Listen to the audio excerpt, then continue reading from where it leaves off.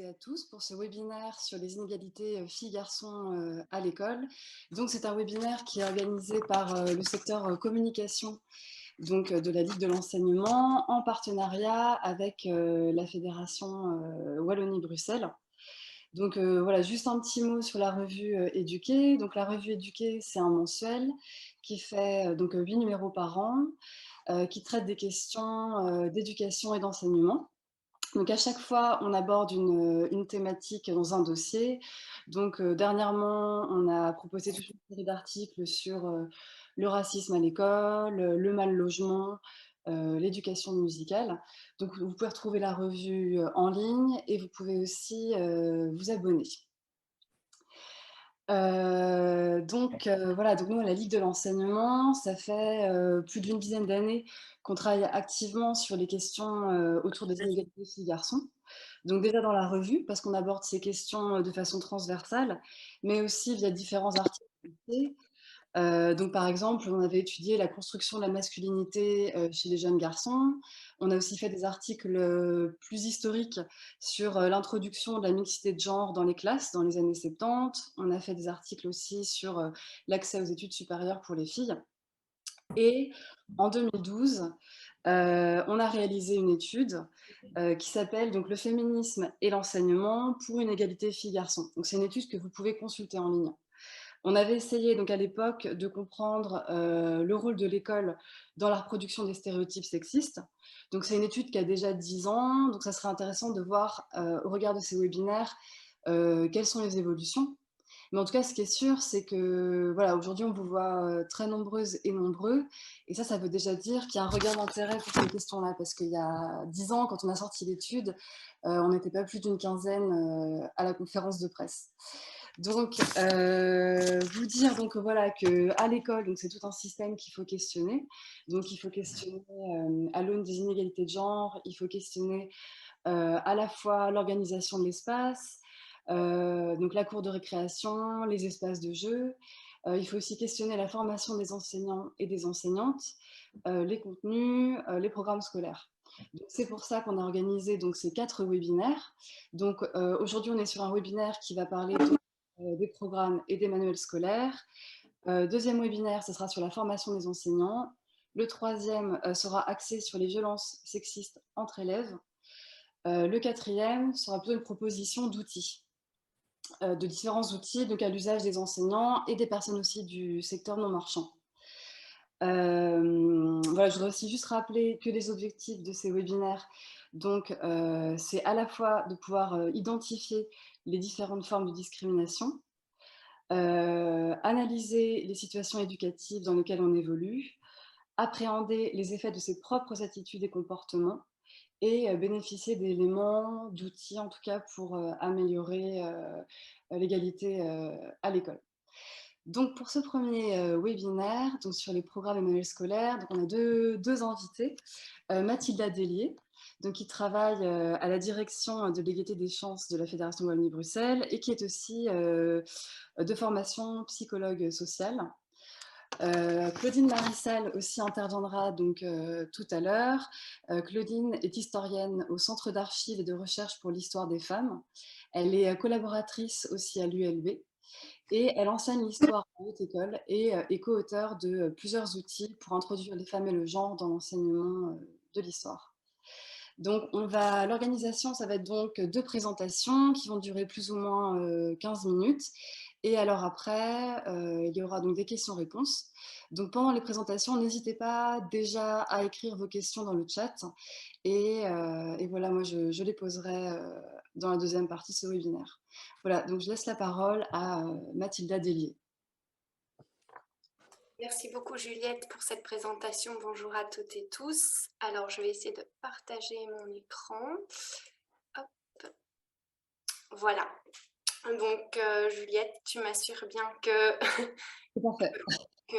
que tout le monde voit bien ma présentation. Donc aujourd'hui, j'ai été invitée pour vous présenter un outil, une publication que la Direction de l'égalité des chances a réalisé. Un outil qui veut notamment promouvoir l'égalité dans les manuels scolaires. Alors, du coup, je vais... Ah, par contre, j'avais pas testé la diapositive. Est-ce que elle ne passe pas? Ah, attends, c'est mieux. Euh, Est-ce que vous voyez? Voilà, parfait. Je ne sais pas comment j'ai fait, mais j'espère que ça va fonctionner pour le prochain. Donc, juste pour donc vous présenter en quelques mots le service pour lequel je travaille. Donc, la direction l'égalité des chances, c'est un service au sein du ministère de la Fédération Wallonie-Bruxelles qui veut promouvoir une politique d'égalité des chances et des droits des femmes dans les compétences de la Fédération Wallonie-Bruxelles. Nous avons pour mission, parmi nos nombreuses missions, de conseiller le cabinet et de la ministre du gouvernement de la Fédération Wallonie-Bruxelles en charge de l'égalité des chances et des droits des femmes et de mettre en œuvre la politique qu'il et elle et le gouvernement définissent en la matière. Alors, non, là, je suis revenue sur l'autre. Ça va être... voilà. Donc, pourquoi promouvoir l'égalité et la non-discrimination dans les manuels scolaires? Mais tout d'abord parce que ce sont des valeurs de la société et de l'école qui sont des principes de base qui sont fondés en droit, notamment par la Constitution belge pour la société en général et par les missions prioritaires de l'enseignement fondamental et de l'enseignement secondaire en particulier.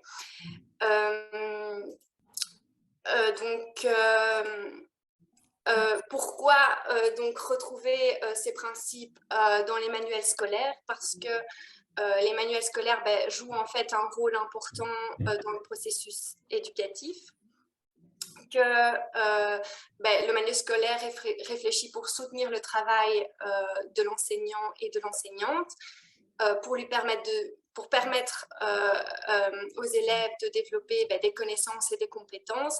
Et donc, c'est un outil pour faire apprendre, un outil de savoir, d'apprentissage, et qui organise les connaissances. Et c'est aussi, en fait, finalement, un vecteur qui légitime des normes et des valeurs. Et parmi ces valeurs, l'une d'entre elles, qui est fondatrice pour la construction de l'identité de l'élève, c'est celle du genre, des relations entre les femmes et les hommes, de la place de chacun et chacune dans la société et des rôles qu'on leur attribue. Ces valeurs, en fait, vont participer à la construction de leur image que les élèves vont avoir d'eux-mêmes, de leur image d'eux-mêmes, de leur comportement et préoccupations, et de leur mode relationnel et de leur projet d'avenir personnel et parfois même professionnel. Donc les manuels scolaires ne sont jamais neutres, c'est comme l'école, c'est un outil de socialisation, mais au même titre que la radio, que les pubs, que les séries télévisées. Donc c'est un médium de socialisation qui offre le reflet d'une conception de la société. Et tout ça va transformer petit à petit les représentations que les élèves vont avoir du monde, comment ils vont maîtriser la langue, se représenter les mathématiques, les sciences, l'histoire, la géographie. Et intentionnellement ou non, en fait, ils vont être baignés de toutes ces représentations et finalement, ça va avoir des impacts sociétals en tant qu'individu dans la société. L'outil définit certains termes. Je ne sais pas si, si vous êtes là aujourd'hui, c'est que vous êtes aussi intéressé à la question et que peut-être vous connaissez, vous avez déjà entendu parler de ce qu'est un stéréotype, ce qu'est un préjugé et une discrimination. Donc, dans l'outil Sexe et Manuel, vous allez retrouver ces définitions.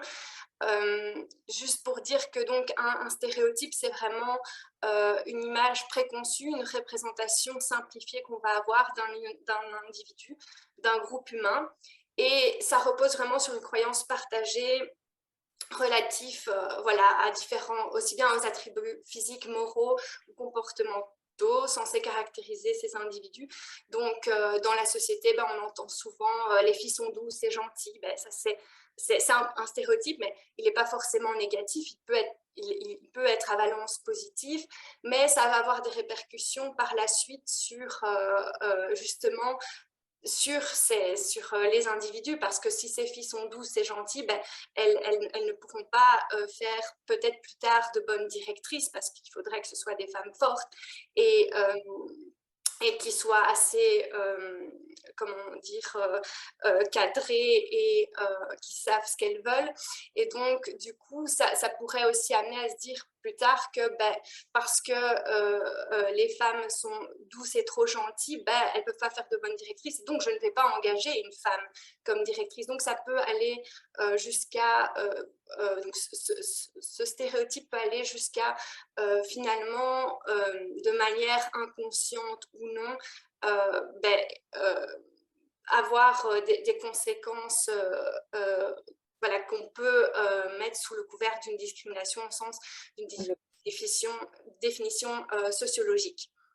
Parce qu'évidemment, il y a aussi ce qu'on entend par discrimination au sens de la loi. Donc, comme je disais, ces stéréotypes vont avoir des impacts sur l'estime de soi. Ça va peser lourd dans le développement et l'épanouissement autant des filles que des garçons.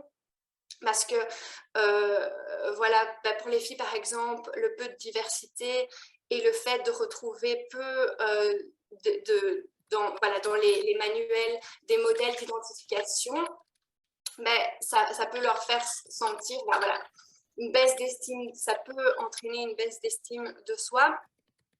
Et cette faible confiance en soi peut à son tour voilà, nuire au potentiel et amener les filles et les garçons inconsciemment à s'identifier à des rôles limités et et par la suite avoir des choix limités et généralement se diriger vers des rôles qui leur sont traditionnellement attribués.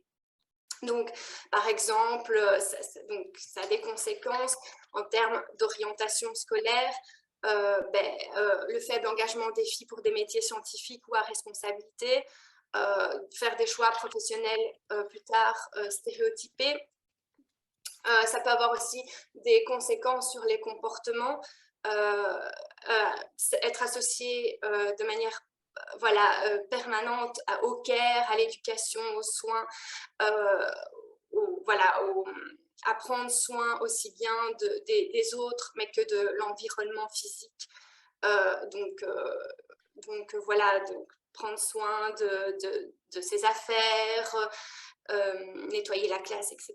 Donc ça a vraiment des conséquences. Et pour les garçons, le fait de retrouver des modèles de garçons qui se montrent forts, qui ne pleurent pas, qui ne se plaignent pas, ou ne pas retrouver de modèles d'hommes qui exercent des métiers du social, de la sollicitude, ou en tant que père s'occupant d'enfants ou des activités domestiques, ça va aussi avoir des conséquences qui est par exemple de percevoir difficilement la nécessité plus tard de concilier sa vie personnelle, voire familiale, à sa vie professionnelle.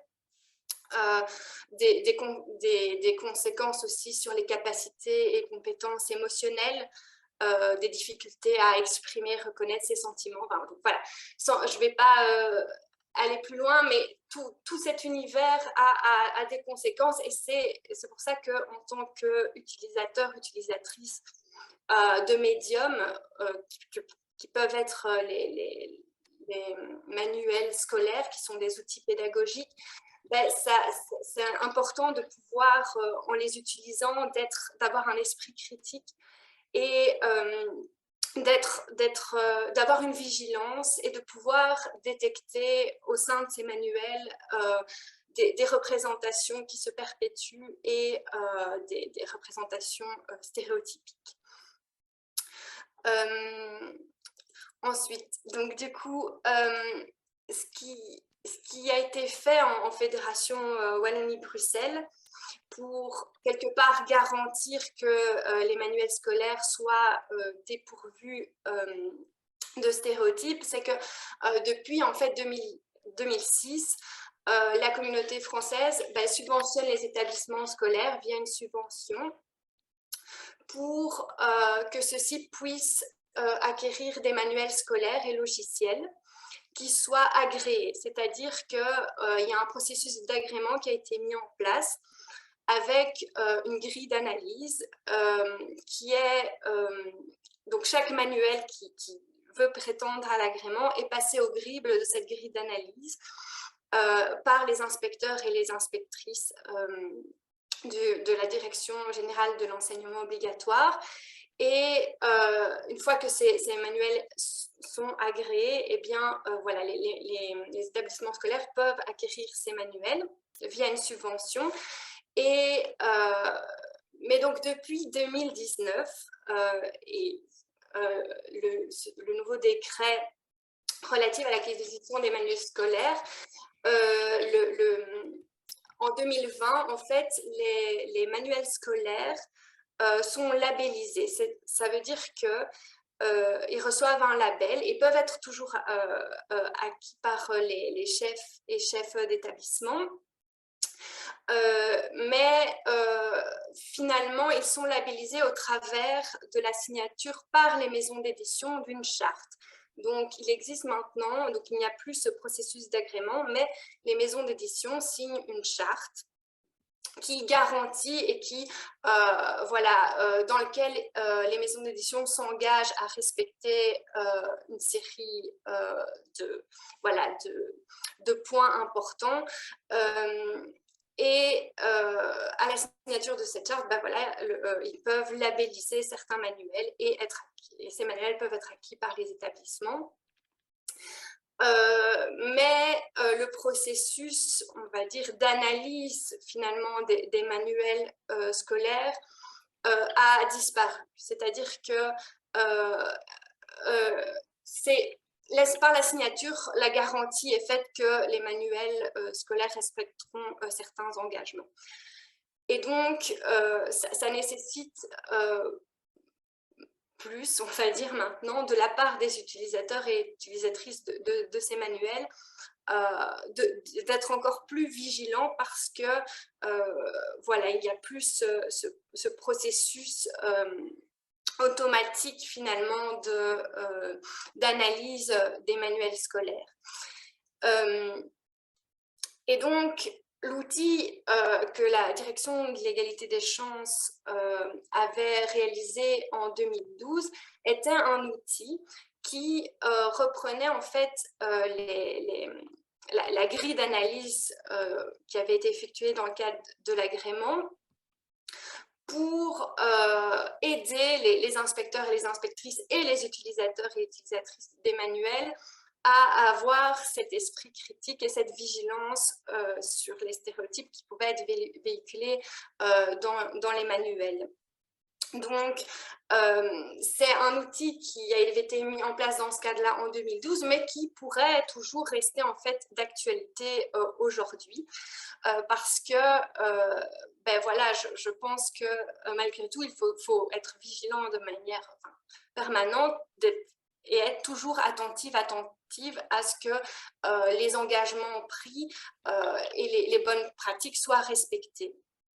Et donc, l'outil est toujours d'actualité, je pense, aujourd'hui, parce qu'il donne toujours des clés de lecture pour détecter les représentations stéréotypées et permet toujours, en fait, finalement, de développer un sens critique et une vigilance. Donc, ça, c'est là donc, la table des matières de l'outil sexe et manuel. Et donc, dans ce manuel, vous allez retrouver en fait des exemples. Donc, il y a eu 800 ouvrages, donc manuels scolaires qui avaient été agréés, qui ont été consultés. Et parmi ces 800 ouvrages, on retrouve donc dans l'outil Sexe et Manuel 130 illustrations, non, des illustrations pardon, de 130 manuels. Et donc, ces illustrations, bien sûr, sont exemplifiées, décryptées et organisées sur base de 6 critères qui permettent d'analyser vraiment la représentation des filles, des femmes, des garçons et des hommes dans les manuels scolaires.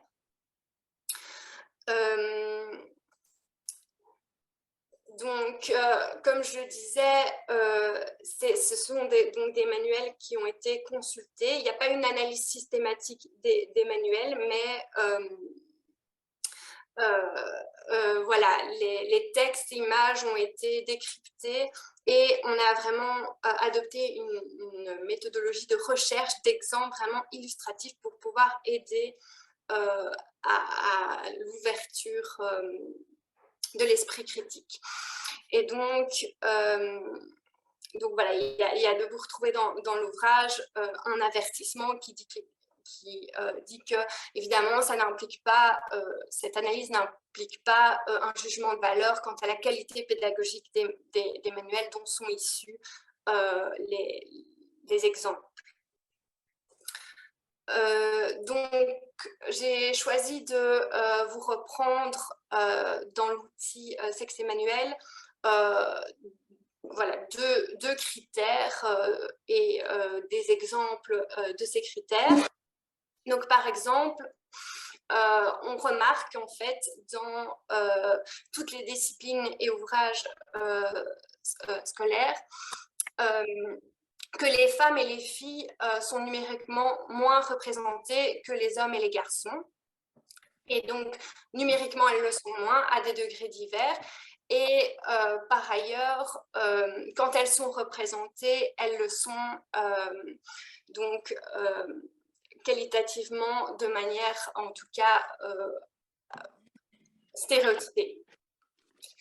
Le personnage conducteur, donc qui guide les apprentissages ou auquel l'élève peut s'identifier, est généralement de sexe masculin. Et donc, c'est lui qui va accompagner dans le manuel et où il est sous forme animale anthropomorphique, mais qui, enfin, vous le verrez, et on va dire à tous les, en tout cas, et à tous les attributs qui pourraient l'associer à une certaine catégorie. Donc là, comme vous voyez, on voit des personnages uniquement masculins, à la fois humains ou en tout cas ou animaux anthropomorphiques, mais en tout cas qui a tout, en tout cas qui est représenté, possédant tous les attributs qui peut le catégoriser au masculin. Ensuite, donc finalement, pour promouvoir l'égalité, quel regard on peut porter sur les manuels? Eh bien, déjà, qualitativement, être attentive à retrouver tant les hommes que les femmes dans le manuel que nous utilisons, les filles que les garçons, dans des situations diversifiées. Et essayer que le manuel qu'on utilise pour le personnage conducteur, que ce personnage qui se retrouve tout au long du manuel soit à la fois voilà, des filles et, enfin, voilà, et des garçons ensemble. Ensuite, un autre exemple que j'ai repris donc de l'outil Sexe et Manuel, c'est la représentation des hommes souvent dans la sphère professionnelle et des femmes souvent dans la sphère domestique. Donc on les retrouve majoritairement dans ces deux sphères-là. Et si les hommes en fait sont représentés dans la sphère domestique, souvent ils sont montrés comme incapables de gérer les tâches ménagères ou souvent dépassés par les événements. Et on retrouve beaucoup d'exemples de mères enfin, voilà, montrées comme pleinement investies dans leur vie de famille. Et leur vie professionnelle n'est pas souvent évoquée. Ou si elle l'est, c'est dans les métiers où on les attend généralement. Et, donc, voilà, on désigne souvent aussi les femmes par leur lien de parenté. Et souvent, les hommes, pardon, sont présentés sous leur statut social. Et donc, on voit souvent dans les manuels scolaires la mère ou la femme assumant les activités ménagères et les hommes voilà, dans la sphère, comme vous pouvez le voir là, professionnelle. Et donc là, il s'agit donc de manuels de mathématiques. Donc, pour promouvoir l'égalité, quel regard on peut porter sur les manuels? Peut-être essayer d'utiliser des manuels où on retrouve à la fois des femmes actives dans la vie professionnelle, en pratiquant des loisirs, et des hommes impliqués dans la vie familiale et les tâches domestiques, sans que ce soit marqué comme un aspect inhabituel ou difficile, mais plutôt quelque chose de normal. Et essayer de trouver des exemples de métiers exercés par les femmes, voilà, où finalement on a peu l'habitude de les voir cantonnés. Ensuite, donc, l'outil Sexe et Manuel finit avec une série de recommandations. Alors, c'est vrai que ça, c'est un point sur lequel je voulais insister. On peut essayer, enfin, donc, à l'heure d'aujourd'hui, il y a des manuels, voilà, il y a des manuels scolaires qui ont évolué sur ces questions-là, mais c'est toujours aussi intéressant en tout cas, peut-être moins pour les manuels scolaires, mais pour les albums jeunesse, de quand même utiliser ces manuels qui véhiculent des stéréotypes en les contextualisant, en les remettant, enfin voilà, en accompagnant finalement l'élève dans l'apprentissage, en déconstruisant aussi les stéréotypes qui sont présents dans les consignes ou dans le manuel qu'ils utilisent. Il y a cette possibilité-là où, évidemment, choisir des manuels où, comme j'ai expliqué, où on peut retrouver une représentation équilibrée. Choisir donc des personnages conducteurs dans le manuel qui soient à la fois une fille, à la fois un garçon, et qui se retrouvent tout au long du manuel. Présenter la mixité des jeux et des sports qui soient aussi pratiqués par les filles et les garçons et qui nécessitent en fait des compétences diverses comme la résistance physique, la combativité, la souplesse.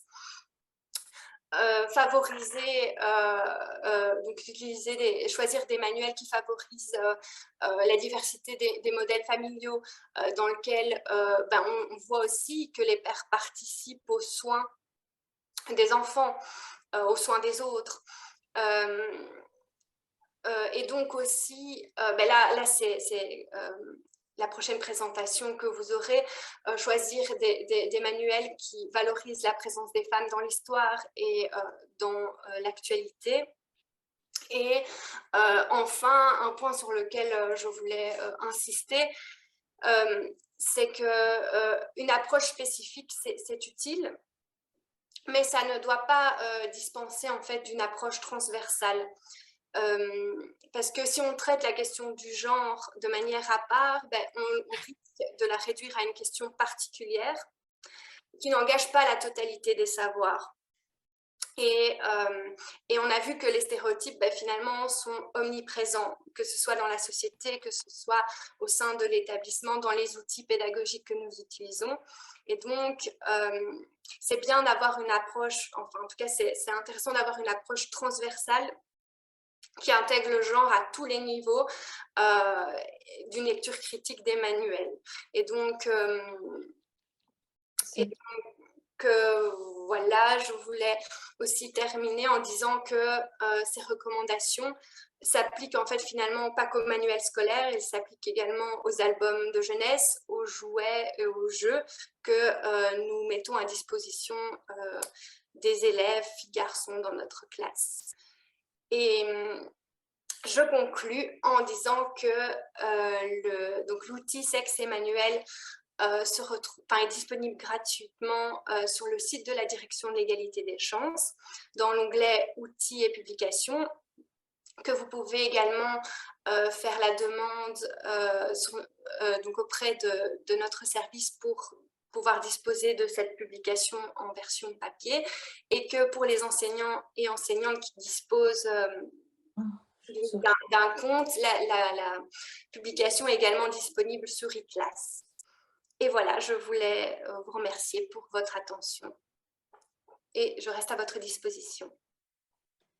Merci beaucoup Mathilda, c'était très intéressant. Et donc voilà, maintenant on va donner la parole à Claudine Marissal qui va nous parler des programmes d'histoire et manuels d'histoire.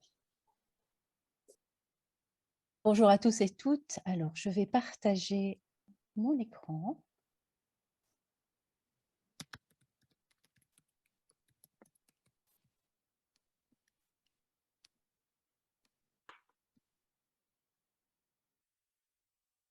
Et je dois mettre... L'affichage. Oui, il y a juste que j'ai le menu au-dessus, ce que je n'avais pas tout à l'heure, et donc je ne parviens pas à joindre le menu pour affichage. Je vais agir autrement. Non, ça ne va pas comme ça.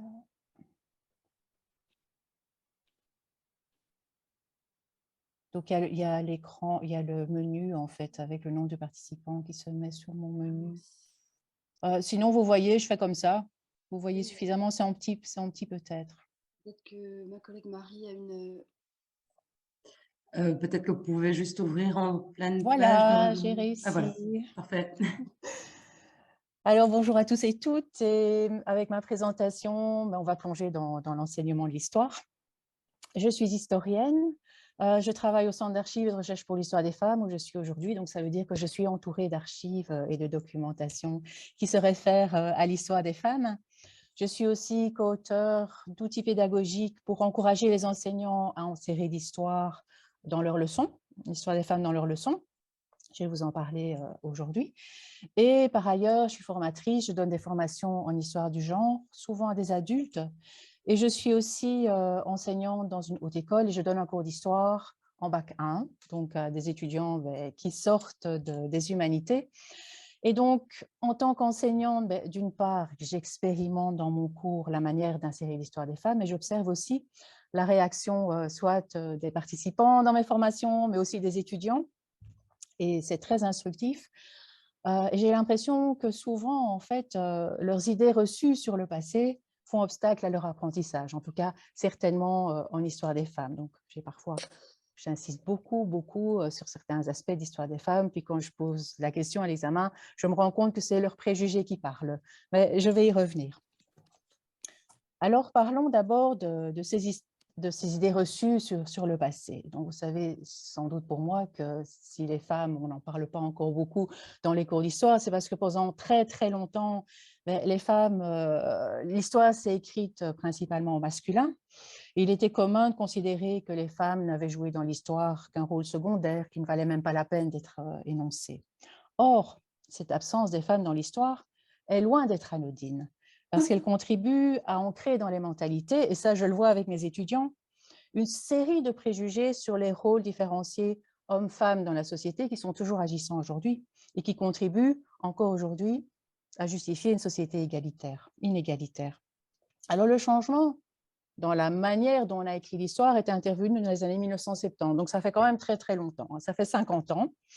Et dans les années 70, c'est une période qui a remis en cause toutes les relations d'autorité Et donc, des historiennes, dans ces années-là, ont décidé de revisiter l'histoire pour y chercher les femmes, et elles les ont trouvées.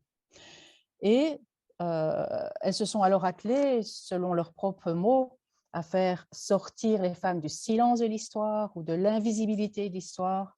En fait, il s'agissait de donner une histoire à celles qui n'en avaient pas, mais aussi de comprendre les racines des discriminations pour mieux lutter contre les préjugés sexistes et les discriminations envers les femmes dans le temps présent.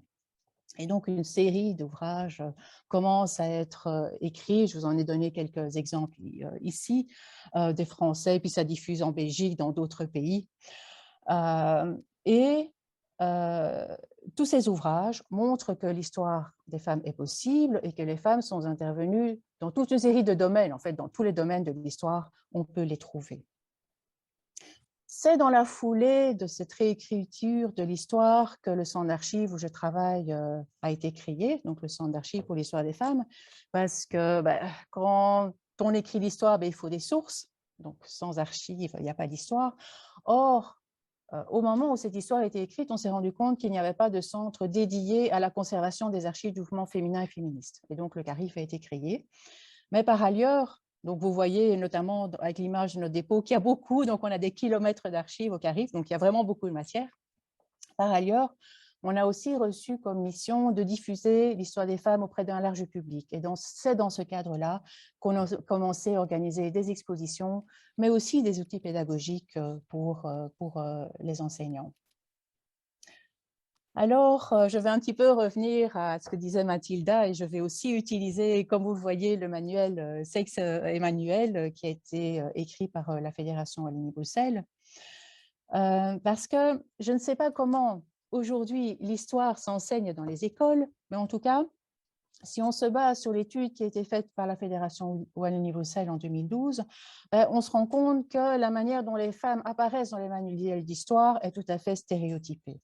Il en ressort, et là je cite, « Dans les cours d'histoire, les rôles joués par les femmes sont rarement mentionnés, qu'il s'agisse de leur rôle dans la vie sociale, dans l'évolution de la société ou leur rôle personnel. À quelques exceptions près, les personnalités féminines remarquables, les femmes scientifiques, les femmes de savoir ou révolutionnaires qui ont bien existé, elles sont généralement absentes des manuels.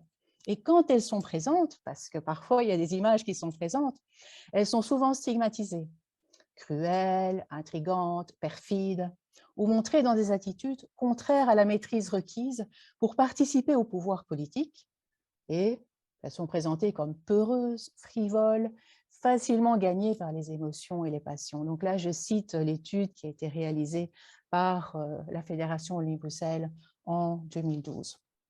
Alors, ce constat, il ne vaut pas évidemment que pour la Belgique. Et là, je cite une revue française qui est très très chouette, Notre École, qui est une association française qui lutte pour un enseignement plus égalitaire. Et je cite ce que cette revue disait par rapport aux cours d'histoire il y a quelques années. « Je n'ai jamais à ce jour, dans un livre d'histoire, trouvé trace des luttes des femmes, d'exemples de femmes ayant pris leur sort en main aussi peu. Si peu qu'elles font figure d'exception. Les femmes ne semblent avoir traversé les siècles que pour perpétrer l'espèce humaine. Pas de rôle important, pas d'écrit, pas de droits civiques ou politiques. Comment une fille se construit-elle avec ce vide dans son passé ?» Et ça, je vais vous y répondre maintenant à cette question en faisant une allusion à une activité que j'organise moi-même dans mes formations, mais aussi avec mes étudiants, et là, j'ai un résultat assez consternant. Donc, je montre ces cartes postales, ces images de cartes postales. Bon, évidemment, ces cartes postales agissent sur les modalités, donc on les voit et on intègre aussi une vision de l'histoire, c'est ce que je leur montre aussi. Donc, ce sont deux cartes postales qui ont été diffusées dans tous les pays européens au début du XXe siècle et qui montrent d'une part les âges de l'homme, vous voyez l'homme qui n'est presque jamais dans la famille, et la femme, à droite, les âges de la femme. Alors, je ne vous cite pas les petits textes, mais qui sont tout à fait éloquents, en plus, qui figurent en dessous des personnages.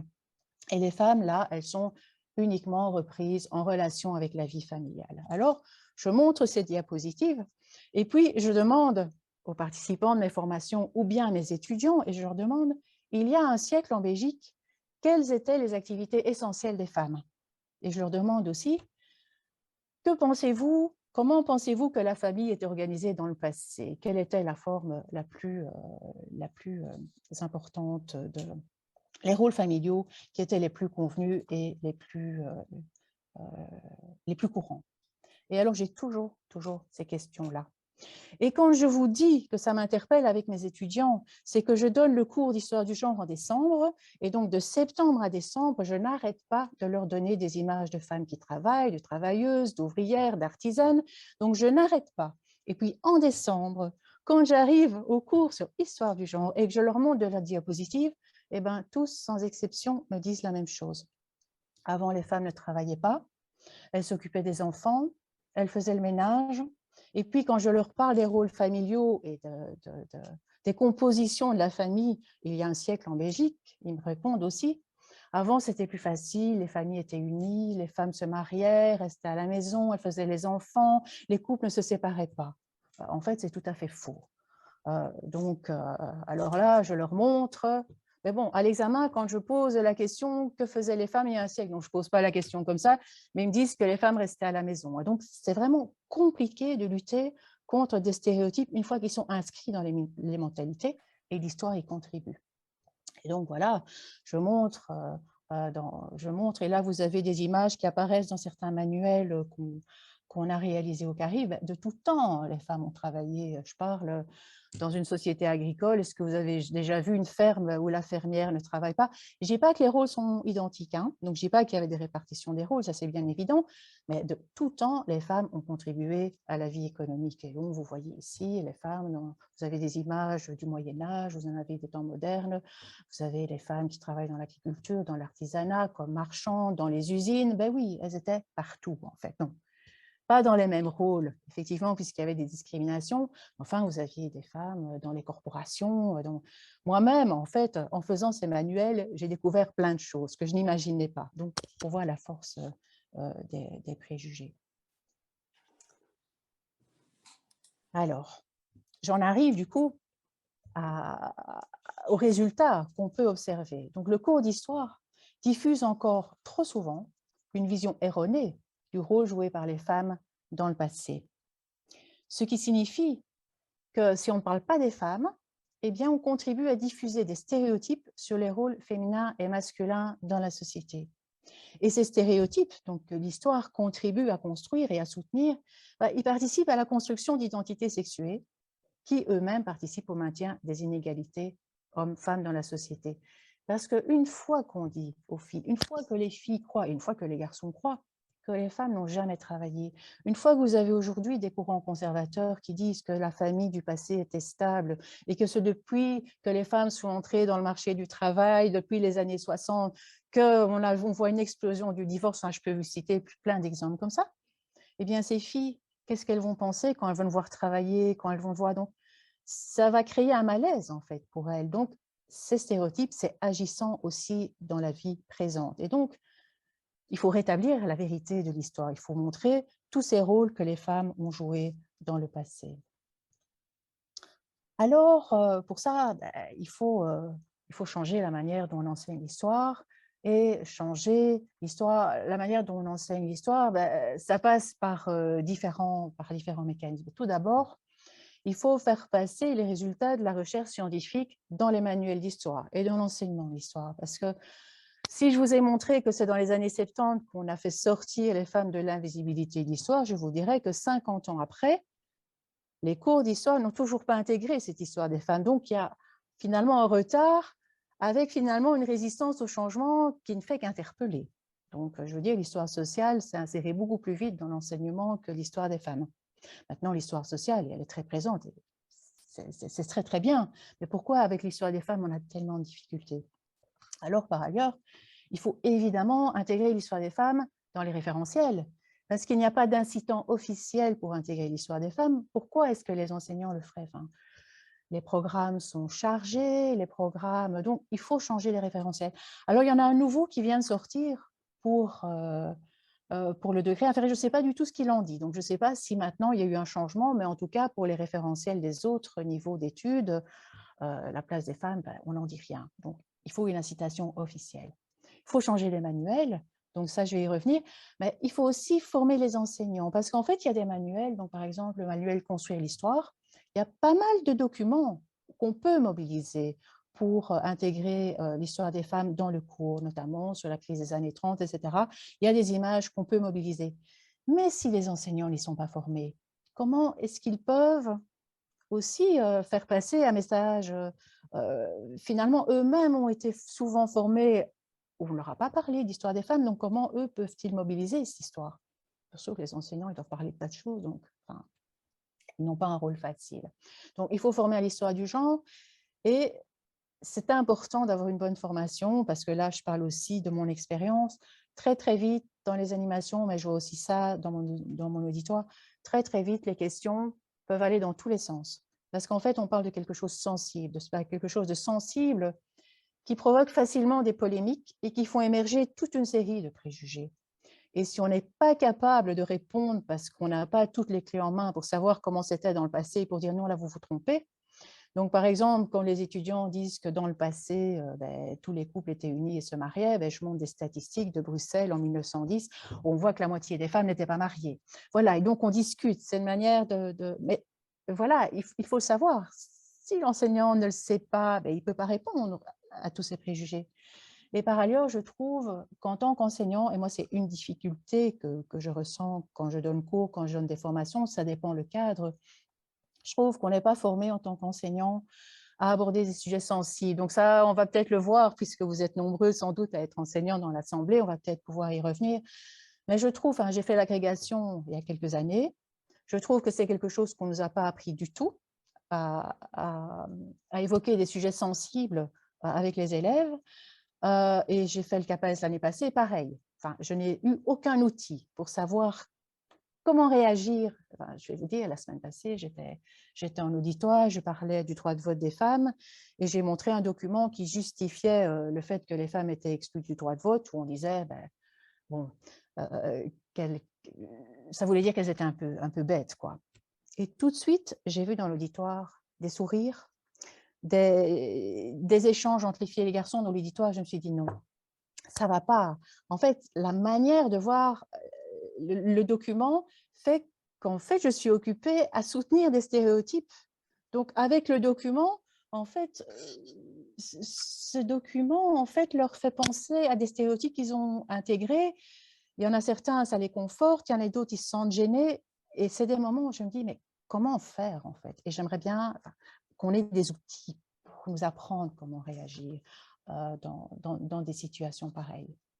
Alors, par rapport au manuel, eh bien, au CARIF, on a décidé de proposer aux enseignants des manuels qui donnent une série de documents, mais aussi un contexte et des questions pour les mobiliser en classe. Donc, on a fait Femmes et hommes dans l'histoire, un passé commun, mais aussi d'autres thèmes comme Femmes et hommes en guerre 14-18, c'était à l'occasion des 100 ans des commémorations de la guerre 14-18, ou Garçons et filles, un destin pour la vie, et puis plus récemment, on a fait un dossier sur le féminisme des années 70 en Belgique. Alors, comme vous le voyez, et ça, c'est un choix délibéré qu'on a fait, dans ce manuel, on a choisi d'intégrer les femmes dans des sujets, surtout dans Femmes et hommes dans l'histoire, où on a essayé de reprendre les compétences pour l'enseignement de l'Antiquité jusqu'au Moyen-Âge. Donc, on a repris des sujets qu'en principe, on doit voir en classe. On a essayé d'intégrer les femmes, non pas dans un chapitre séparé, que l'enseignant prendra s'il a le temps. Et alors, une fois qu'on parle que des femmes, je peux vous dire que les regards goguenards, les blagues, c'est beaucoup plus fort que quand on insère les femmes dans une histoire générale. Donc, quand on parle de la vie au Moyen-Âge, qu'on parle de la vie économique et qu'on montre des images de femmes qui étaient présentes dans les corporations, on ne suscite pas la polémique. Simplement, on met la femme dans une histoire générale. Alors que quand on fait un chapitre séparé sur les femmes dans l'histoire, tout de suite, on les met à part, en fait. Alors, cette manière dont on a décidé de faire les manuels résulte aussi d'un choix qu'on a fait parce que j'avais assisté à un atelier en France où des Suisses étaient venus parler d'un sondage. Enfin, c'était des femmes, des adolescentes en Suisse qui s'étaient adressées au service égalité des chances pour dire, écoutez, nous, on en a marre de la manière dont on nous enseigne l'histoire, on veut avoir des femmes dans nos cours. Et alors, le service avait réagi et ils avaient proposé un nouveau manuel où, en fait, on voyait des femmes dans des rôles de résistantes, dans des rôles de souveraines, dans des rôles... Et la réponse des adolescentes avait été, mais nous, ça ne nous parle pas du tout. Nous, ce qu'on veut, c'est des femmes qui nous parlent, des femmes comme nous, des femmes dans la vie quotidienne, des ouvrières, des étudiantes.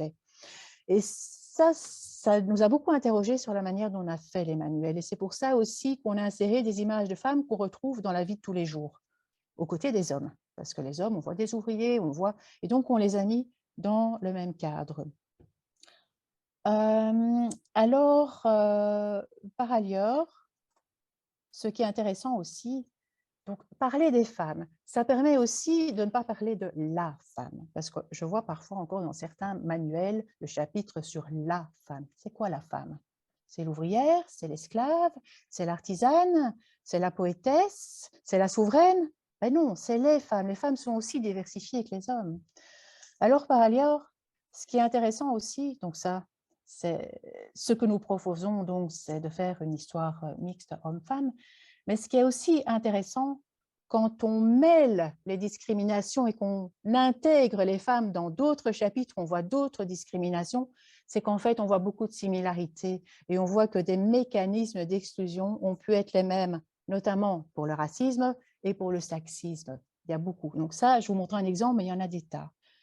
Donc, par exemple, moi-même, ça m'a interpellée. Mais là, c'est une image que je prends dans un manuel d'histoire, d'ailleurs, qui montre le profil du nègre, de l'Européen. Donc, on voit ces images racistes qui se sont diffusées, où on disait que les nègres avaient un menton prognate. Eh bien, en allant dans les sources, j'ai vu que quelques pages plus loin, on disait la même chose des femmes. Donc, ce n'est pas le même auteur, mais c'est un autre qui parle des criminels, en fait, de la même manière, et puis qui parle des femmes en disant « l'infériorité de la mâchoire chez la femme se retrouve aussi parmi les races sauvages et parmi les primates ».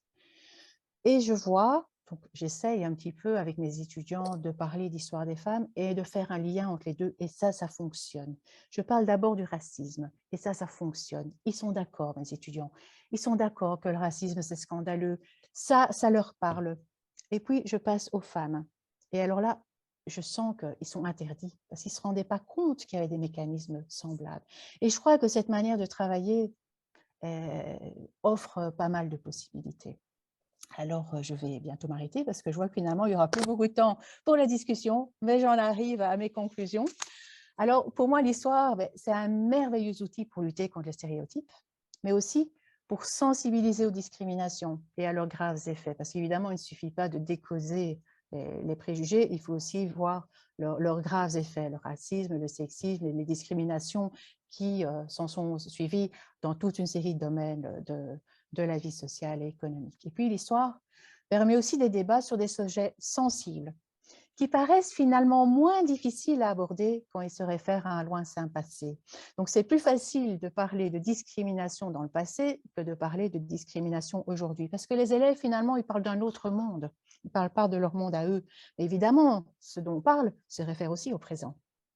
Et par le biais de l'histoire, il est possible de confronter les opinions, de semer le doute, d'ébranler les certitudes et de provoquer d'utiles questionnements sur le temps présent. Et en fait, c'est le but du cours d'histoire tel qu'il est présenté dans les référentiels. Voilà, je vous remercie. Merci beaucoup, Claudine. C'était vraiment très intéressant. Donc, n'hésitez pas à poser vos questions dans le chat. Donc, on a déjà eu quelques réflexions. Donc, Géraldine nous explique qu'elle a voulu aborder la préhistoire avec des enfants et qu'effectivement, elle est tombée sur des ressources où les femmes sont presque invisibles, leur rôle est réduit. Et alors, elle se posait la question, est-ce qu'au niveau de la préhistoire, est-ce qu'il y a eu des réflexions par rapport à ça, par rapport au rôle des femmes? Donc, Claudine, peut-être? Oui, oui, tout à fait. Donc, en fait, la préhistoire est une discipline qui s'est écrite au 19e siècle. À un moment, on était convaincus que les femmes avaient uniquement joué un rôle dans le passé, un rôle de ménagère. C'était aussi un modèle qui s'est diffusé avec beaucoup de force à ce moment-là. Maintenant, il y a une réécriture complète de cette histoire de la préhistoire. Et on se rend compte que les femmes, elles ont joué un rôle important.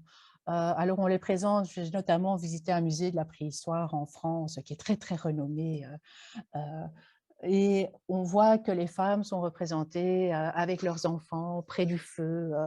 Mais en fait, c'est une image tout à fait raisonnée parce qu'on se rend compte notamment que les femmes étaient très actives dans la cueillette, que finalement la chasse était quelque chose, une activité qui était plutôt subsidiaire. On le fait aussi en comparant des sociétés actuelles.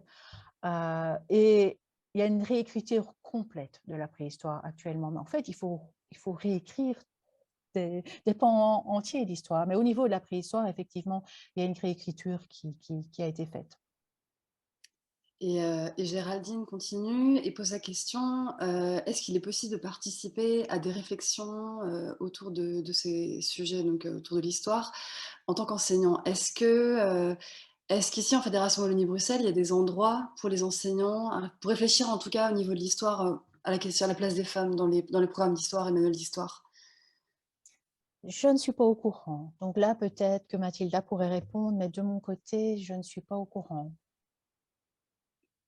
Donc je vais répondre. À ma connaissance, non plus.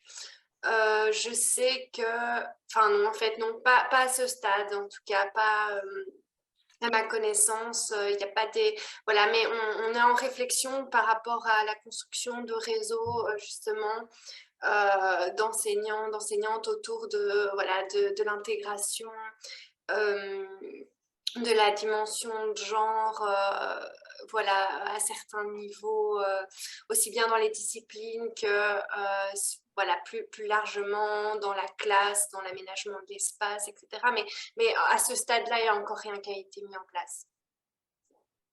Et au niveau de ce que disait Claudine, justement, donc par rapport aux étudiants en haute école, est-ce qu'il y a des réactions un peu différentes de la part des filles et des garçons par rapport à ces questions-là? Est-ce qu'on a, parce que voilà, ça bouge beaucoup depuis MeToo, il y a quand même, ça bouge énormément. Est-ce que la nouvelle génération de filles se montre intéressée par ces questions ou est-ce que c'est encore compliqué? Et comment réagissent les garçons?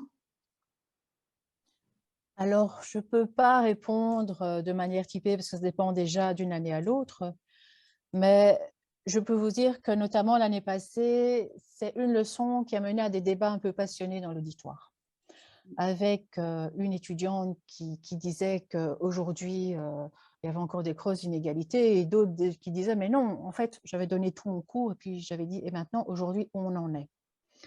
Et alors, il y avait des étudiants qui disaient, mais non, aujourd'hui, il n'y a plus de problème. Pourtant, je venais de leur montrer des statistiques, notamment de répartition dans le monde de l'emploi. Aujourd'hui, on voit que les métiers sont clairement stéréotypés. Donc, elles avaient vu les effets.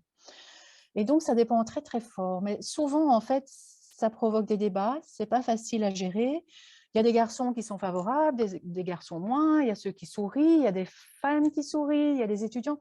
En fait, ce n'est pas facile du tout. Et je peux vous dire aussi que j'ai des échos, mais je ne sais pas si dans l'Assemblée, il y en a, parce que c'est intéressant aussi de donner la parole à ceux qui sont sur le terrain, autres que moi.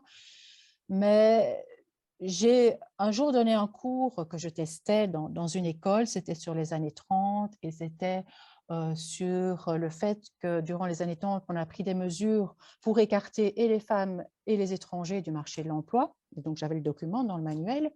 Et alors là, dans la classe est partie, je ne parvenais plus à la gérer, avec les filles et les garçons qui disaient « mais oui, mais c'est normal parce que les filles, elles sont faibles, parce que les filles, elles ne savaient pas travailler comme il faut ».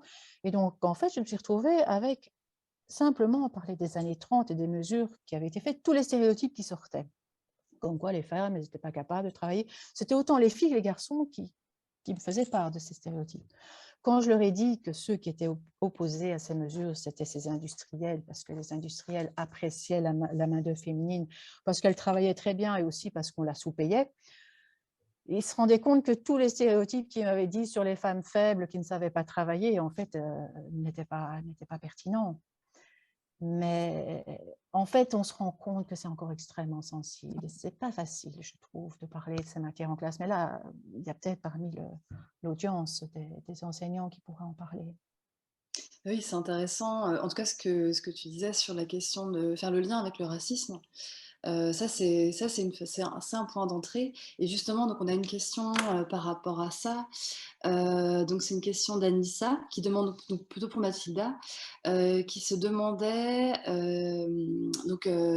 si pour le manuel Fédération Wallonie-Bruxelles d'avoir une analyse croisée de sexisme et de racisme dans les manuels scolaires. Est-ce que la Fédération Wallonie-Bruxelles, dans la direction de l'égalité des chances, vous avez fait ça? Eh bien non, donc donc l'outil que je vous ai présenté date de 2012, mais il serait évidemment, de toute façon, même il y a eu des changements de décret depuis, il serait intéressant de refaire cette analyse au jour d'aujourd'hui, donc en 2022, donc 10 ans plus tard, et effectivement de pouvoir croiser cela avec les autres formes de discrimination, puisque dans la charte, donc les maisons d'édition doivent signer, l'engagement est pris notamment aussi au regard du décret antidiscrit qui définit pas que le critère, plusieurs critères de discrimination. Donc c'est à quelque chose à réfléchir effectivement et à développer en 2022. Oui, non, ça serait intéressant. Et donc là, on a aussi le commentaire de Mélissa dans le chat, c'est très intéressant. Donc elle dit j'enseigne en haute école en cours de sociologie. Globalement, ils disent que les choses sont différentes. Les garçons peuvent être plus émotifs, pas de sport pour filles et garçons, etc. Mais lorsqu'on gratte un peu, je constate que les mécanismes de stéréotypes restent très présents et qu'ils n'identifient pas certaines situations comme le résultat de stéréotypes. En fait, ça rejoint un peu ce que vous dites, c'est-à-dire qu'en gros, c'est quand même une démarche continuelle en fait d'analyser, de comprendre. Euh, et oui, comment faire? Est-ce que vous pensez aussi, oui, effectivement, que la formation des enseignants a un rôle à jouer par rapport à ça? Toi, Claudine, tu disais que ça avait du sens. Toi, Mathilda, tu penses aussi que ça a du sens? Bien évidemment, ça a du sens. C'est vraiment une démarche critique, hein, une ouverture d'esprit qui est perpétuelle, continuelle, aussi bien dans la formation initiale que je dirais même continue. Et, et, euh, et voilà, c'est vraiment chausser des lunettes, on va dire, qui, une fois qu'elles sont faites, qu'elles sont chaussées, sont là. Et alors, il y a des outils qui nous aident, mais je pense que déjà, le moment clé où cette prise de conscience arrive, elle doit se faire très tôt, en fait, dans le parcours de là ou du futur enseignant. Ouais. Oui, et donc on avait aussi une question de Marie-Hélène qui disait, donc là on sort un petit peu des manuels et programmes, mais elle disait, alors que l'on observe beaucoup de sexisme dans le quotidien vis-à-vis des femmes, ce sont paradoxalement les garçons qui sont le plus en décrochage scolaire. Comment concilier les deux problématiques? Pour moi, elles sont, c'est basé également, donc je vous ai pas montré un exemple qui était aussi présent dans Sexe et Manuel. Il y a un exemple justement où on montre beaucoup les garçons comme étant peu disciplinés, étant bordéliques, étant voilà, brouillons. Et donc, ça participe aussi d'une certaine idée de c'est comme ça que quand on est un garçon, on doit être, et donc être indiscipliné à l'école, etc. Et effectivement, tout ce stéréotype favorise aussi un impact sur l'engagement de l'élève à suivre les cours, à remettre régulièrement ses devoirs. Voilà, donc ça joue, les deux sont liés en fait. C'est basé sur sur les stéréotypes en fait. Donc, dans le sexe Emmanuel, on retrouvera bien, c'est dommage que je n'ai pas repris du coup cet exemple, mais un petit garçon mis aux côtés d'une fille beaucoup plus disciplinée, beaucoup plus sage. Généralement, on met un peu les élèves turbulents à côté des filles plus disciplinées pour que pour que finalement elle joue un rôle de care, d'encadrement aussi. Mais donc, voilà, ça participe à ça aussi, les stéréotypes. Claudine, je ne sais pas si tu veux dire quelque chose. Oui, je vais ajouter quelque chose. C'est qu'effectivement, c'est un constat et je rejoins complètement le point de vue de Mathilda.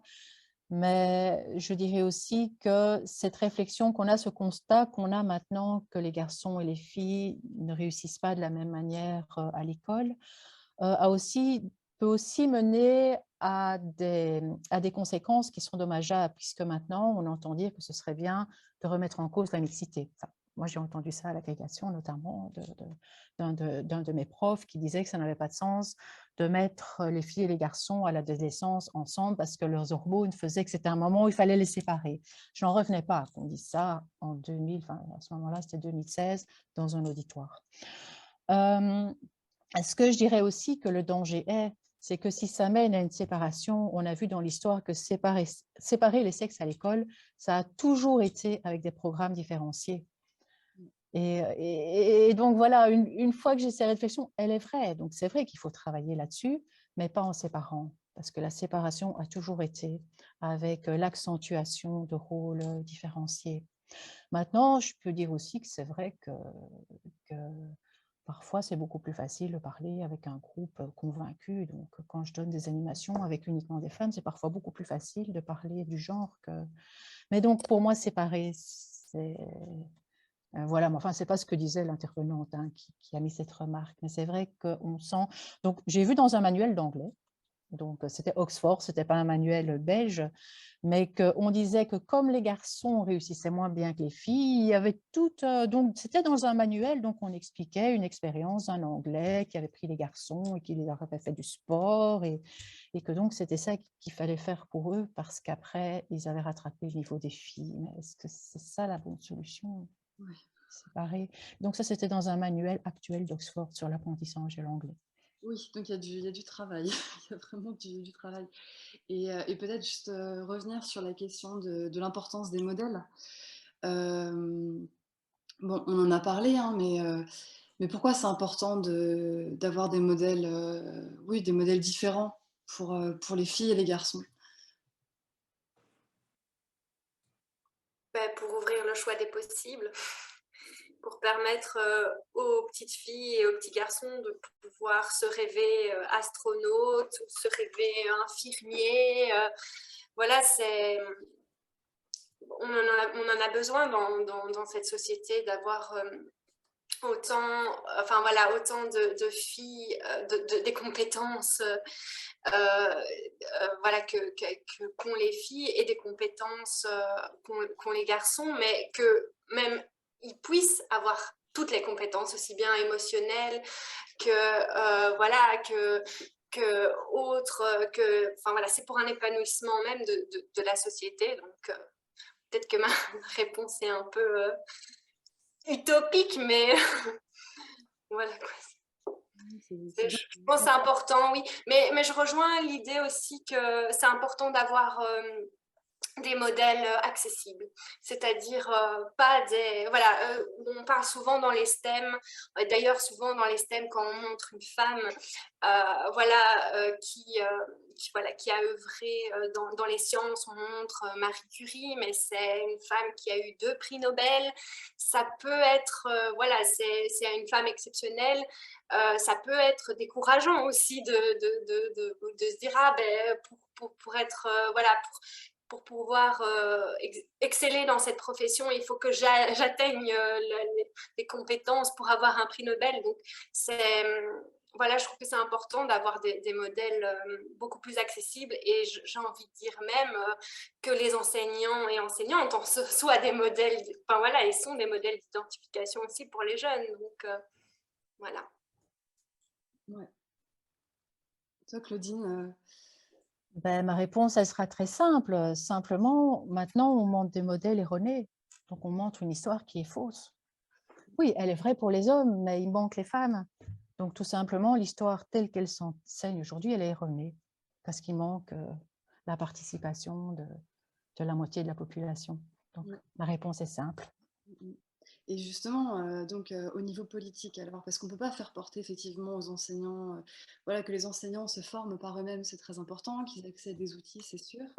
Après, voilà, qu'est-ce que les politiques peuvent faire justement? Donc il y a la question effectivement des référentiels, de formation obligatoire sans doute aussi sur ces questions-là.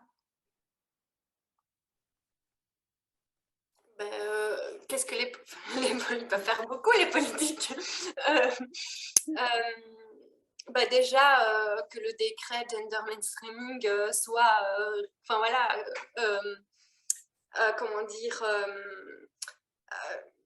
l'outil sorti à chaque fois voilà, qu'une décision politique, voilà, qu'un texte soit écrit, déjà, c'est déjà beaucoup, parce que déjà là, ça eux-mêmes vont commencer à, dans la rédaction, que ce soit voilà, d'un avant-projet de décret, déjà attentif à cette question, déjà en amont, et pas par la suite. Est-ce que tu peux expliquer ce que c'est que le décret gender mainstreaming? Oui, alors, je l'ai pas, j'ai pas, donc les décrets, ils ont toujours des longs noms, mais c'est pour l'intégration de la dimension de genre dans toutes les politiques de la fédération. Il y a le décret au niveau de la fédération Wallonie-Bruxelles, mais pour les autres niveaux de pouvoir, mais en tout cas, en fédération Wallonie-Bruxelles, il y a un décret qui veille à ce que, oui, l'intégration de la dimension de genre soit intégrée dans toutes les politiques qui sont prises sur les compétences de la Fédération Wallonie-Bruxelles. Donc, c'est un instrument. Voilà, il y a des tests. Il y a chaque voilà, conseillère politique qui rédige un texte doit remplir un test qui va dire qui explicite quel regard, quel regard a été mis, quelle intégration de la dimension de genre a été faite voilà, dans la rédaction de ce texte, cet avant-projet de décret, quoi. Et donc, il faudrait l'appliquer. Ben, comme tous les textes, tous les décrets, je veux dire, on a des textes, j'ai rappelé la Constitution, je veux dire, c'est tous des textes qui devraient, voilà, être dans les esprits de chaque personne qui veut mettre en œuvre une politique. En tout cas, que oui, eux-mêmes aient cette conscience en amont. Ouais. Et toi, Claudine? Je pense qu'être enseignant, c'est pas simple, et je pense aussi que quand on voit le programme, il est hyper chargé, donc c'est pas évident d'arriver au bout de l'année en ayant vu toutes les matières qui sont au programme, et que donc il faut que l'histoire des femmes et du genre intègre les chapitres tels qu'ils existent aujourd'hui. Il faut pas nécessairement, enfin je vous dis, je suis contre le chapitre séparé, mais par contre, il faut qu'il y ait un incitant. Voilà, il faut maintenant qu'on parle aussi des femmes. Au moment où on parle des hommes, eh bien, on parle aussi des femmes. En fait, c'est pas si compliqué. C'est compliqué parce que dans la manière dont on fait les manuels, il y a aussi beaucoup de reproduction. Donc, on reprend un manuel précédent et puis non, il faut changer les manuels et c'est un gros travail. Enfin, nous, ce qu'on fait, ça nous demande quand même un gros travail de trouver les bonnes images, de trouver les manières de les mobiliser. Donc, c'est pas évident. Donc, c'est normal qu'on ait les enseignants et qu'on propose des outils. On peut pas tout demander aux enseignants. Ils sont pas dans une position facile. Il y a gérer les groupes, il y a inventer les sons, trouver les documents, et puis connaître la matière. Ça, c'est vrai que oui, c'est beaucoup. Oui. Il faut le faire. C'est sensible en plus. Donc, donc dans le chat, on a des questions par rapport à la représentation donc, des personnes intersexes, des personnes trans. Oui, j'imagine qu'il y a aussi tout un travail effectivement à faire à ce niveau-là aussi. Personnes homo. Ça, c'est pareil. Est-ce que vous travaillez là-dessus ou est-ce que ce sont d'autres centres de recherche qui travaillent sur ces questions-là? Alors, au niveau des CARIF, on a des archives de mouvements lesbiens, de mouvements homo. C'est une question qui est encore beaucoup plus récente. Donc là, il faut encore le temps de l'intégrer. Mais effectivement, donc, ces questions-là, je dirais, ça fait une vingtaine d'années. Ouais. Donc, il faut chaque fois du temps. Hein. pour intégrer. Mais effectivement, que c'est aussi des questions qui doivent intégrer les représentations dans les manuels. Et au niveau du cours d'histoire, ben, on en parle un peu quand on voit l'évolution des lois. Donc, il y a il y a 2 manuels où on en parle, parce que bon, c'est un mouvement qui est né dans les années 70. Avec le néo-féminisme, on a commencé à en parler, des droits des lesbiennes. Et donc, on montre l'évolution des lois, aussi les images de ces mouvements. Donc oui, on l'intègre. Puis quand on voit l'évolution des lois, on voit le mariage homo. La Belgique est un des premiers pays au monde à l'avoir accordé. Donc oui, il y a toutes des manières d'en parler. Et j'en parle aussi dans mes cours. Ça fait partie d'un tout, en fait. Hein, Oui, oui, oui, oui. Alors, on est bientôt à la fin. Donc, est-ce que s'il y a peut-être quelques questions encore, sinon on peut peut-être conclure. Je ne sais pas si Mathilda, Claudine, vous avez envie de conclure. J'espère que, voilà, que ces 2 présentations vous ont éclairé et que à présent, voilà, vous disposez peut-être plus d'outils pour pouvoir être acteur, actrice de changement et permettre à vos élèves, voilà, de pouvoir baigner dans un environnement plus égalitaire. Et que voilà, qu'ils puissent s'épanouir.